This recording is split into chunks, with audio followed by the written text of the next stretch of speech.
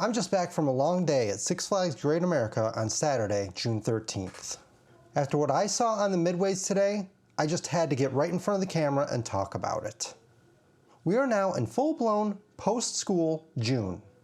The summer crowds are officially here, and yet we're still staring at significant train and ride maintenance issues.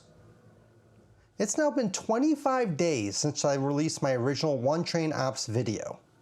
And at that time, I told you my patience had officially run out. Yes, that was 25 days ago. And it is a massive shame because right now, Great America is trying to celebrate its landmark 50th anniversary season. The energy in Hometown Square for the kickoff was pure excitement. The birthday hats were out, and the park is banking heavily on nostalgia and celebration. But all those anniversary banners just make the underlying maintenance failures seem even worse. You can't throw a world-class birthday party when so many attractions are still running on life support. Now, have there been some improvements? Yes, there absolutely have. Wrath of Rakshasa is finally regularly running on 2 trains and that line is moving the way it should. I'm also seeing multiple train ops on Goliath, Max Force, and my favorite, Raging Bull. That is a massive plus. Heck, I even saw the 3rd train for Raging Bull looking like maybe it's ready for prime time. It would be great if we could get that one to 3 train operations. But the second you peel away a layer or two, the cracks are everywhere. We still have major high traffic coasters running only 1 train, X-Flight and Batman the Ride. Now if you don't pay up for a fast lane pass, those queues are running as slow as molasses in January. Look at X-Flight today. While the regular line baked in the sun for a single train operation, you could look right into the maintenance bay and see Train 2 sitting there with a mechanic actively working on it. It's mid-June. That train should not be undergoing open heart surgery on a Saturday afternoon. It should be on the tracks. And this isn't just a random complaint. X-Flight is my 13-year-old son's favorite ride in the park.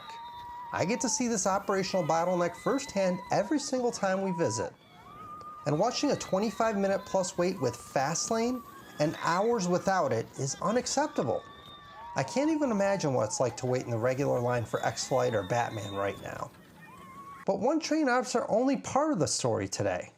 Let's talk about the rides that were completely closed the entire time I was there today. Viper, the Justice League, Giant Drop, the Eagle, and the Whizzer were all down all day today. Whizzer has yet to open this season so far as I know. Now they did expect maintenance on Whizzer, but I'm sure they expected to have it up by now. And we can't pin the blame anymore on a lack of ride operators. The kids are out of school, the park is fully staffed, and the crews are at the gate. This is a corporate maintenance and engineering pipeline failure. Speaking of the 50th anniversary, I did check out the new Legacy Museum today, and honestly, it's incredibly cool. They did a fantastic job with the history in the displays. Well, most of the displays. If you look closely at the model of the American Eagle, well, it has some pretty obvious physical damage on it. A broken, neglected ride model might be the most historically accurate metaphor for the current state of Six Flags ride maintenance. You can't make this stuff up.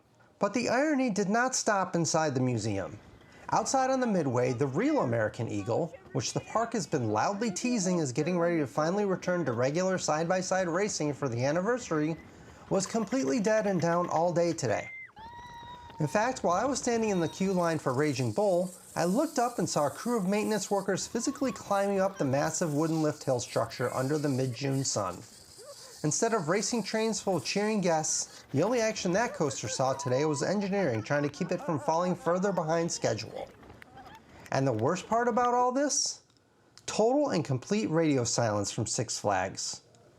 Not a word from corporate, no updates from the park PR teams, nothing. Don't get me wrong, I am genuinely excited for what's in the pipeline. I shot some footage over the fence today at the construction site for Great America's incoming Vekoma suspended family coaster, and it's going to be a fantastic addition to the park layout. But we need answers now. We need evidence from corporate that they're taking these problems seriously. Until they break the silence and actually fix the problem, all those 50th anniversary banners are just a distraction. But what do you guys think? Are you encountering the one train bottleneck at your home park? Let me know in the comments below. And don't forget to hit like and subscribe for more operational breakdowns. I'm Ryan, and I'll see you at the parks.